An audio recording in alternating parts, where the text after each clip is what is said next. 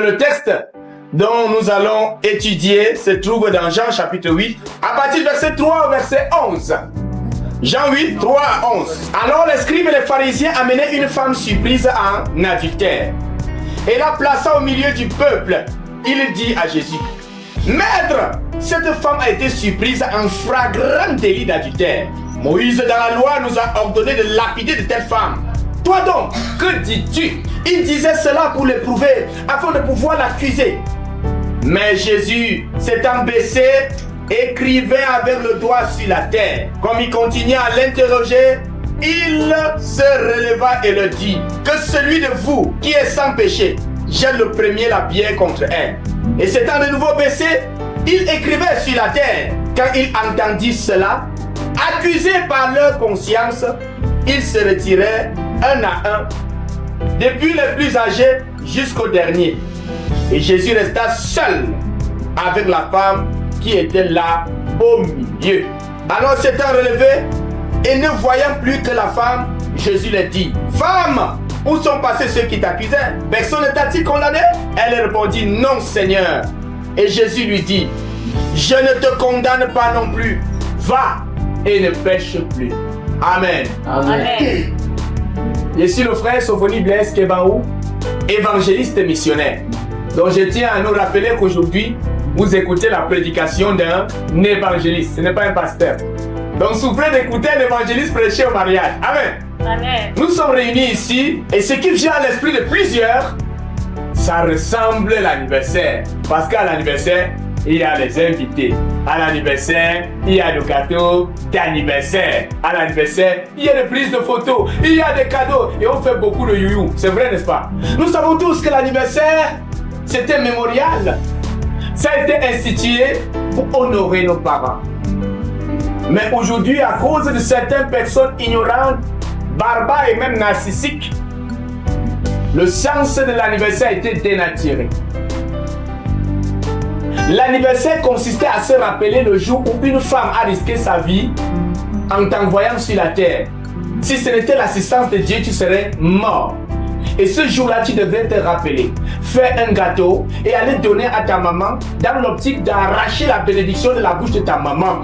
Et en outre, donner une action de grâce à Dieu. Voilà le sens de l'anniversaire. En pays bamileke, il y avait des moments qui étaient organisés pour que les jeunes gens qui sont nés dans le même mois puissent arracher la bénédiction de la bouche de leurs parents par le biais de l'anniversaire. Mais aujourd'hui, quand un enfant fête son anniversaire, il dit à papa: c'est toi qui vas me donner le cadeau. Et il dit à maman: tu vas m'acheter l'iPhone. C'est le contraire des choses aujourd'hui. Et de même, nous sommes dans une situation nuptiale où, avant d'assister à une cérémonie de mariage comme celle-ci, on passe d'abord par la dot. C'est vrai, non? La Bible dit que même si tu as violé une femme au champ et qu'on t'a arrêté, tu vas payer sa dot et lui prendre pour épouse. Et la dot, c'est la seule chose que la Bible a instituée. Tout le reste, ce sont les blancs qui sont venus avec. Amen. Un adage africain dit que l'éducation d'un enfant est la résultante de la participation de tout un village. Et c'est relativement à ça que la dot est payée. Quand on dit payer la dot à un père qui prend sa fille, revient à ce que le père laisse le droit, l'autorité qu'il a sur l'enfant en échange d'un présent. C'était ça, la dot. Donc payer la dot d'un enfant revenait à récupérer l'autorité de cet enfant entre les mains de son père en donnant un présent. Nous, en pays bamileke, lorsqu'on venait pour pouvoir prendre un rejeton, on appelait la femme un rejeton. On disait qu'il y a eu la grand-mère qui a lancé le fumier sur le rejeton. Et la tante qui a lancé le fumier sur le rejeton. Et beaucoup de personnes ont participé à ce que ce rejeton se porte en bonne santé et prêt pour que tu puisses l'arracher. Et pour cela, il fallait que tous ceux qui ont participé à la croissance de ce rejeton puissent avoir un présent. Ça faisait partie de la dot. C'est pourquoi, dans la liste de la dot que nos parents pouvaient donner, on pouvait dire: donne le paquet de la grand-mère, parce que grand-mère préparait toujours le macabre avec l'huile rouge pour que l'enfant mange et grandisse. Donne le paquet à papa parce que papa a beaucoup souffert pour que l'enfant atteigne ce qu'elle a atteint aujourd'hui. Un paquet pour l'oncle tel parce que l'oncle tel l'avait soutenu lorsqu'elle était tombée malade. Un paquet pour tel cousin et même pour tel voisin parce que le voisin avait fait telle chose lorsque l'enfant se trouvait dans telle situation. Voilà ce qui constituait donc ce qu'on appelle la liste de dot. Et c'était pas permis aux vautours, aux personnes qui n'ont pas participé au bien-être de l'enfant, à l'éducation de l'enfant, de manger la dot de cet enfant. C'était pas permis. Maintenant, après que toutes ces conditions soient remplies, on organisait ce qu'on appelle la cérémonie de dot. Durant la cérémonie de dot, c'était comme pour dire qu'on ne sait jamais. Peut-être l'enfant en allant à l'eau est tombé un jour et c'est un inconnu qui est venu lui faire se lever. Raison pour laquelle cet inconnu aussi participé au bien-être de cet enfant. Il faut aussi qu'il puisse avoir sa part de dot. Relativement à ça, on organisait dans le festin et tout le village venait manger. Et lorsque tout le village se réunissait, les papas, les mamans, les grands-mères, tout le monde, c'était l'occasion pour que tous puissent donner une bénédiction à l'enfant, avant que l'enfant ne parte. C'est pourquoi il y avait des adages comme si tu mets ton pied sur ce qui est sec, que ça devient vert. Il y avait des adages comme si on t'appelle dans la sorcellerie, que le chien réponde. Il y avait des adages comme on crachait sur le ventre de certaines filles et leur disait que ta progéniture soit toujours persistante, vigoureuse, forte. Mais aujourd'hui, comme plusieurs personnes qui ont condamné cette femme, on a pris le ventre à mis devant tout. Aujourd'hui, on vend nos enfants. Au point où même si son mari lui tape quelque part, elle ne peut pas fuir pour rentrer à la maison. Aujourd'hui, plusieurs ne veulent pas se marier parce qu'ils ont peur de la dot. La dot est devenue une affaire de boufferie et de mangement. Il y a certains oncles que tu n'avais jamais vus. Le jour de ta dot, ils apparaissent et disent, moi je veux que 4 chèvres. Il y a d'autres tantes qui apparaissent et disent que hey, l'enveloppe qu'on m'avait donné là, c'était seulement 5 000 dans ma part, je veux seulement 700 000 francs. Il parle jusqu'à bafouer l'autorité du Père. Et je vous assure en vérité, tu fais partie de telle personne, sans que tu ne marches pas sur la bénédiction, tu marches sur la malédiction. Parce que tu prends ce qui ne t'appartient pas. Et tout n'était que symbolique. C'est quoi pendant ce moment, les personnes du village, les mamans du village pouvaient apporter l'arbre en paix, parce qu'on appelle l'arbre faucon là, l'arbre en paix, c'était ça son nom, quoique les gens appellent ça aujourd'hui l'arbre de paix. Ils apportaient l'arbre en paix, ils disaient que ton foyer soit toujours en paix comme c'est cet arbre. En saison sèche c'est toujours vert, en saison pluvieuse c'est toujours verte. Quel était le cas? C'était un moment où tout le village bénissait le prolongement et le envoyait comme en mission. Va fonder notre village de l'autre côté. C'était pas un moment où on dépouillait nos enfants, on les ridiculisait, on les envoyait à la famille au point où après le mariage, même le tapioca, il n'y a pas. C'était pas ça. Non. C'était pas le moment où on devait organiser des fêtes terribles au point où, à la fin, c'est un peu comme le funérage. Après le funérage, ça fait la rage. On a tellement prêté l'argent pour finir, on envoie tout l'enfant à l'école. Et lorsque tout cela était fait, le papa prenait la cola ou du vin pour certaines tribus et les parents étaient déclarés. Il y avait alliance, il y avait bénédiction. La cérémonie mariage, c'était une cérémonie de bénédiction. Ce n'est même pas une cérémonie d'alliance, c'était une cérémonie de bénédiction qui consistait à puiser dans la joie de son âme pour apporter à l'enfant ce qu'on ne peut pas apporter matériellement. Et lorsque l'enfant était parti avec son mari, on les avait souhaité toutes les bénédictions. Mais il arrivait des moments où certaines personnes par méchanceté, d'autres parce que ils étaient pervers narcissiques, ont refusé de changer ou simplement on changeait leur peau comme le serpent, on gardait leur venin rien que pour arrêter un enfant et après qu'ils ont arrêté l'enfant là, ils reviennent encore dans leur état. Poussez certains à l'erreur. Voici une femme prise en flagrant délit d'adultère. On l'a arrêtée seule. Pourtant on ne fait pas ça seul. On l'a arrêté seul. On a dit que c'est toi la femme qui a été prise en flagrant délit d'adultère. Et la loi, parce que nous les hommes, nous avons la loi.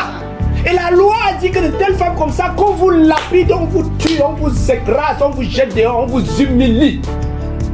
C'est pourquoi aujourd'hui en pays africain, certains gens qui pratiquent encore la loi de ces gens-ci, quand tu nais garçon, c'est comme si tu pèses un peu plus qu'une femme. Quand c'est l'homme qui fait, on dit ta sœur prie. Mais quand c'est la femme, tu vas rentrer chez tes parents. Je suis le chef. C'est moi qui domine. Et cette femme était devant une situation horrible et terrible. Peut-être que parmi la foule qui était en train de vouloir la lapider, il y avait le type qui avait fait ça avec elle. Son caillou était en main. Et monsieur Jésus, la loi a dit que de telle femme, on la lapide. Mais chez nous, on dit aussi, la loi a dit que le remède de la femme, c'est la femme. Ils étaient prêts à lapider la pauvre. On va te lapider. Regardez-la avec le gros veste. Regardez-la avec les amis. Surtout au club Matango. De telle femme-là. On va voir. Dieu t'a livré aujourd'hui. On va te lapider. Ta mère va, tes parents vont comprendre l'éducation barbare qu'ils t'ont donnée. Ah oui, la pauvre était là tremblante. Elle avait la honte de sa vie. Devant les femmes, devant les enfants, devant les vieillards. Tous, adultère, adultère. Mais pourtant, celui, sans doute, qui l'avait poussé à cet acte, était là, prêt à lancer son caillou. Il en est de même avec beaucoup de personnes ici. Nous nous réjouissons, nous dansons, etc. Mais plusieurs de nos enfants, plusieurs de nos soeurs, de nos filles tombent dans l'erreur parce que nous les avons poussés à l'erreur. Plusieurs enfants deviennent prostitués parce que nous les avons poussés à l'erreur. Plusieurs nous poussent à l'erreur pour nous accuser bien après. Plusieurs personnes ici ont été poussées à l'erreur pour après qu'on l'accuse. Certains parents ne savent qu'insulter les enfants. Moi, à ton âge, j'étais déjà marié, poussant l'enfant à l'erreur. Lorsqu'elle attrape une grossesse, oh malédiction, honte de ma famille. Mais c'est toi qui l'as poussé à l'erreur. Plusieurs ne peuvent même pas respecter les enfants qui ont grandi. Avec pour pseudonyme que non, le père n'a jamais tort, la mère n'a jamais tort. Nous poussons plusieurs de nôtres à l'erreur pour les accuser. Il en est de même avec le système gouvernemental où plusieurs vieux ici au Cameroun poussent les jeunes à l'erreur pour les accuser. Les grands menteurs aujourd'hui sont des vieux. Les délinquants qui violent le feu pendant la route, ce sont des vieux. Ceux qui ont deux postes, ce sont des vieux. Ceux qui sont ceux-là au téléphone. Alors, je suis à Yaoundé, pourtant il est à Bafang, ce sont des vieux. Plusieurs qui sont délinquants de nos jours dans notre pays sont des vieux. Et ils poussent les jeunes à l'erreur pour les accuser. La génération de Paul Biya. Vous ne savez même pas parler le patois. Mais qui devrait nous apprendre? Vous ne savez même pas vous comporter. À notre temps qui faisait ça, mais qui devrait nous enseigner à mieux nous comporter? Nous ne sommes que héritiers de ce que vous nous avez donné. Vous nous avez donné vos gènes et nous manifestons ces gènes. Il y a un adage qui dit que l'enfant du serpent, c'est le serpent. La Bible dit que ce que leurs pères ont été, ils le sont aussi. C'est très capital. Mais j'ai une bonne nouvelle. La bonne nouvelle, c'est que la Bible dit que Jésus a dit que celui qui n'a jamais péché lance le premier la pierre sur cette femme. Et la Bible dit, repris par leur conscience, ils ont tous fui, du plus vieux jusqu'au plus petit. Ça, c'était une bonne nouvelle. Mais ils avaient encore une conscience. Mais de nos jours, ici au Cameroun, plusieurs n'ont plus de conscience. Les consciences sont en panne. Quoi qu'ils disent que leur conscience est en paix. Ils ont la conscience en panne. Et il faut dépanner de telle conscience. C'est très capital. Plusieurs prennent l'enfant de quelqu'un, préfèrent aimer plus son enfant que sa femme. C'est mon enfant, c'est mon enfant. Et laisse ta femme. La pauvre femme de Dieu passe des nuits blanches à pleurer. La pauvre femme de Dieu passe des moments terribles, seule, vivant la solitude au milieu de la multitude. Et tu t'as pas, c'est mon enfant, j'aime d'abord mon enfant. Sans savoir que ton enfant là va aller se marier, tu vas rester avec la femme là. C'est avec elle que tu vas rester. Amen. Si tu veux aimer ton enfant plus que ta femme, tu vas mourir dedans seul. Amen. Ah oui, ah oui. C'est très capital. Plusieurs ont la conscience qu'il faut dépanner. Ils disent que c'est l'homme qui est le chef de la femme. C'est l'homme le chef. La Bible est claire. Ne prenons pas la parole de Dieu comme un prétexte. Je nous le dis en vérité. Dans mes 137 lectures de la Bible, je n'ai vu nulle part où Dieu demande qu'on aille dominer quelqu'un. La Bible dit que nous devons dominer la nature. La seule chose que Dieu demande à l'être humain, c'est d'aimer son frère comme soi-même. Tu dois aimer ta femme jusqu'à mourir pour elle. Il n'a pas dit que tu dois marcher sur ta femme, tu dois la dominer. Non, non et non. Il institue le mariage en disant il n'est pas bon que l'homme soit seul. Il faut une aide. Il y a aussi des hommes qui sont des aides. Oui. Il y a des hommes qui sont des aides pour des femmes qui sont présidents. Qui est leur aide? C'est le mari. Pour des femmes qui ont le doctorat et toi tu n'aimes même pas le sexe. Mais qui est l'aide? C'est le mari. Et beaucoup vont me dire non, il y a des choses que seules les femmes doivent faire. Ce n'est écrit nulle part qu'il y a des choses des activités que les femmes doivent faire et des activités que les hommes doivent faire. Ce n'est écrit nulle part. C'est la barbarie démocratique qui a inventé ça. L'orgueil de l'homme, celui-là qui porte des testicules, qui a inventé ça. Celui qui dit que je pisse debout. Et toi tu pisses assis. Comme si pisser debout nous donnait plus d'autorité. Quand tu pisses debout, tu salis les gens près de toi et tu te salis toi-même. Je préfère pisser assis parce que ça ne salit personne. C'est clair comme le rouge. C'est clair comme le rouge. Oui. Écoutez-moi. C'est très capital. Il a dit qu'il lui faut une aide. Une aide. Le seul pourquoi Dieu a institué le mariage, c'était pour qu'on puisse atteindre un but précis. Dieu a créé le mariage pour atteindre un but. Mais il y a des gens ici qui ne savent pas pourquoi ils sont mariés. Il y a des gens ici qui ne savent pas pourquoi ils se marient. Nous tous, en venant sur la terre, on a un but, une vision, un seul pourquoi Dieu nous a envoyés sur la terre. Et rater sa vision, c'est rater sa vie. Faire du mariage un objectif, pourtant le mariage c'est un objet, c'est rater aussi sa vie. Lorsqu'un avion rate la piste d'atterrissage, ce n'est plus un avion, c'est une bombe. Il y a beaucoup de gens qui ont raté le ce pourquoi Dieu les a envoyés sur la terre. Regardez les hommes d'affaires qui ont échoué comme ministres. C'est normal qu'ils brûlent 300 milliards, 900 milliards et ils sont tranquilles. C'est normal qu'ils volent le peuple parce que ce sont des hommes d'affaires, ce ne sont pas des serviteurs. Quand un homme d'affaires échoue en devenant pasteur, c'est grave. Il va voler jusqu'à voler même le mari des gens. C'est vrai, quand un militaire échoue en devenant docteur, c'est grave. C'est pourquoi il peut vendre les organes humains. Et il peut te tuer en disant s'il n'y a pas l'argent, tu restes là. Les examens qui n'ont pas de sens, c'est eux qui font ça. Ils n'ont pas de conscience parce qu'ils ne sont pas là où ils devraient être. Il est capital que tu découvres pourquoi tu es là. Dieu a créé Ève comme aide à Adam pour aider Adam à prendre soin du jardin. On n'aide pas quelqu'un qui ne travaille pas. Dis à ton voisin, on n'aide pas un paresseux. Ouais, c'est très très capital. C'est très capital. On n'aide pas les gens à dormir. On n'aide pas les gens à dormir. On n'aide pas les gens à faire le Congo ça. On n'aide pas les gens à paresser.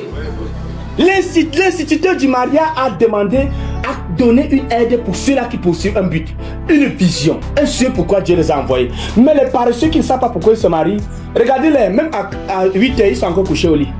Regardez-les, ils passent leur temps à aller pique-niquer, monter, descendre. Ils vieillissent comme ça, ils ne savent pas pourquoi ils sont là.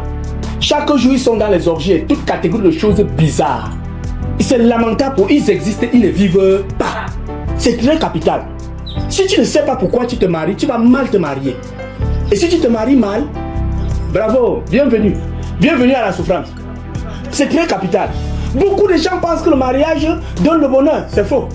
Salomon a dit que celui qui a trouvé une femme a trouvé le bonheur. Mais lui, il a trouvé 700 femmes et 300 concubines. Il n'a pas trouvé le bonheur. À la fin, il a dit vanité des vanités, tout est vanité et ne poursuit que du vent. Tant que tu n'as pas découvert ton but, le seul pourquoi Dieu t'a envoyé sur la terre, sache que tu vas rater le choix de ton conjoint. C'est très très capital. Je vais nous supplier mes frères à comprendre que la Bible dit dans Matthieu chapitre 3 que il y a aussi ceux-là qui sont nés eunuques. C'est Dieu lui-même qui les a créés, castrés. Pour eux, Dieu ne voudrait pas qu'ils se marient.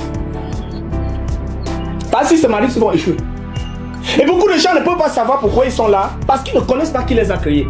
Si je te jette ce téléphone et je ne te dis pas sa fonction, ou tu n'as jamais vu un téléphone comme ça, c'est pas facile que tu connais le ce pourquoi ce téléphone existe. Pour connaître le ce pourquoi ce téléphone existe, il faut voir son créateur, son concepteur, c'est ça, n'est-ce pas? Et de même, pour connaître le ce pourquoi tu existes, il est bon de faire recours à Dieu, pour qu'il t'aide à découvrir le ce pourquoi tu es là. Sinon, même fréquenter, avoir les diplômes ne te serviront à rien. Ça ne te serviront à rien. Chacun, en venant sur la terre, a un but, un ce pourquoi Dieu l'envoie sur la terre. Et Dieu doit avoir une aide. Mais d'autres ont décidé de faire de leur aide leur compagnon de boxe. D'autres ont décidé de faire de leur aide celle-là dont ils vont arracher la vie. Non, c'est méchant de pouvoir assujettir une aide. C'est méchant de pouvoir rendre esclave une aide. Dieu n'a jamais demandé qu'on arrache la liberté de quelqu'un au nom de quoi que ce soit. Je suis l'homme, c'est moi qui commande. Un chef n'est pas un dictateur. Si un chef était un dictateur, on n'aurait pas besoin de conseillers de notables.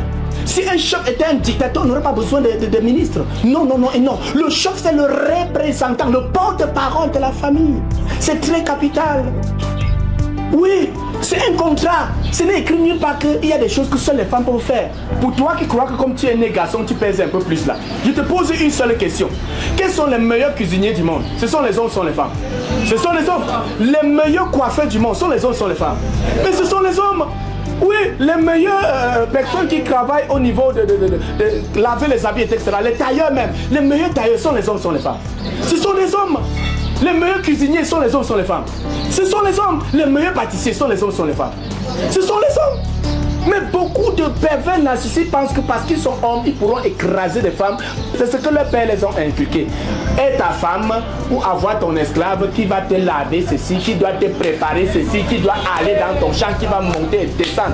Ça, c'est la perversité narcissique. Dieu n'a jamais demandé tes choses. La Bible dit dans Colossiens 3:23 qu'il n'y a ni homme ni femme. Nous sommes tous un en Christ. Et parfois, je dis à certains de ces machiavéliques que si j'étais Dieu, j'arrache tes caractères sexuels secondaires là. Je mets ça sur la femme, je prends pour la femme, je mets sur toi, je vois comment tu vas te comporter. Mais c'est terrible. C'est terrible. Et on se vante. Maman mandoum, meba mandoum. Mais c'est terrible, vraiment terrible. Si Dieu t'a accordé la grâce, que tu deviens président, mais ton mari c'est ton aide. Amen. Pour Déborah qui était présidente, qui a rendexé Sisera, son mari était son aide, vrai ou vrai? Pour Marie, qui était la sœur de Moïse, son mari était son aide, vrai ou vrai? Pour George Meyer, qui est l'un des plus grands évangélistes du monde entier, gagnant des millions de personnes à Christ, son mari c'est son aide, vrai ou vrai? Il y en a beaucoup de personnes dont Dieu les a fait grâce en leur donnant un mari qui est une aide, mais leur ego a fait à ce qu'ils ont échoué leur but. Le plus important, ce n'est pas mourir, mais c'est de vivre sans but. Ce que nous devons craindre, ce n'est pas la mort, mais c'est de mourir sans accomplir le ce pourquoi Dieu nous a envoyés sur la terre. C'est très capital. On n'en a pas besoin de nourrir notre ego. Le plus important, c'est le servir de Dieu. Amen. C'est le servir de Dieu le plus important. Je t'en supplie. Si tu comprends ceci, ça sera fini les couples détruits. Ça sera fini les enfants abandonnés. Ça sera fini toute catégorie de perversité que j'appelle ça la délinquance saignée, c'est-à-dire la délinquance des vieux. Des vieux. Et ils ont des proverbes démocratiques, comme je le dis là, que c'est la toiture qui couvre les problèmes. C'est la toiture qui couvre les problèmes. D'autres sont tellement pervers. Vieux bébé, il a 50 ans, 60 ans, il réfléchit comme un enfant de 18 ans. Oui, ils sont les premiers à nous révéler. Des enfants qui partent fumer le champ, c'est eux. Incapables de prendre soin de leurs enfants, incapables de prendre soin de leurs femmes. Ils sont tellement devenus méchants, barbares, endurcis, avec la conscience en panne, qu'on est obligé de les supporter. On les supporte. Avant Dieu là, c'est comme ça qu'il est. Il est comme ça. Que Dieu te préserve de tous ces vieux bébés qui sont comme ça. Amen. C'est très très capital. Je vais te supplier. Pour toi dont Dieu t'a donné une aide, je prie enfin qu'il bénisse le fruit de tes entrailles. Amen. Je prie enfin qu'il t'accorde la sagesse pour éduquer ses enfants. Parce que si tu rates leur éducation, rassure-toi, tu as raté leur vie. La chose la plus merveilleuse que tu peux donner à un enfant, c'est aider l'enfant à découvrir le ce pourquoi Dieu l'a envoyé sur la terre. Et pour ça, seul l'amour peut le faire. Je connais une voisine qui tapait son enfant parce que l'enfant prenait le cadavre de la souris et se mettait à couper avec la lame.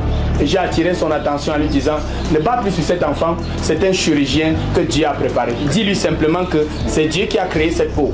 Et les circonstances peuvent endommager cette peau. Et Dieu compte sur toi pour réparer cette peau. Aujourd'hui, à l'âge de 23 ans, elle est chirurgien plastique aux États-Unis d'Amérique. Parce que sa mère l'a aidé à découvrir sa vision. Tu sais que le Seigneur te bénisse. Je vais te supplier, toi qui étais un pervers narcissique, qui tapait ta femme, toi qui étais pervers narcissique, qui ridiculisait le sexe féminin en un rien, je t'en supplie, sache que c'est une bénédiction de l'Éternel que tu rejettes. C'est ton aide que tu es en train de détruire. Et toute action que tu poses a une réaction. Quand tu vis bien, tu fais du bien à ta lignée générationnelle jusqu'à 1000. Mais quand tu vis mal, la Bible dit que Dieu punit l'iniquité des parents sur les enfants jusqu'à la 3e et la 4e génération. Que le Seigneur te bénisse. Trouve la place dans ton cœur pour pardonner ces maris narcissiques, pour pardonner ceux qui pissent debout. Et ils ont dit que tu pisses assis. Trouver une place dans ton cœur pour pardonner à ceux qui aiment leurs enfants plus que leurs femmes. Comme s'ils pouvaient fabriquer une femme. Ils vous ont donné toute catégorie de noms. Dalila, un mal important, vipère dorée. C'est terrible, vraiment terrible. Que le Seigneur les pardonne. Dis à ton voisin, je suis fier d'être femme. Amen. C'est très très capital. Ne permets plus qu'on puisse réduire ta capacité, qu'on puisse te réduire à néant. Ne le permets plus jamais. Ce n'est pas écrit que c'est seulement les femmes qui doivent laver les habits. Même les hommes lavent les habits. Ce n'est pas écrit nulle part que ce sont seulement les femmes qui doivent préparer. Même les hommes préparent. Ce n'est rien qu'un contrat. On doit se mettre ensemble pour atteindre un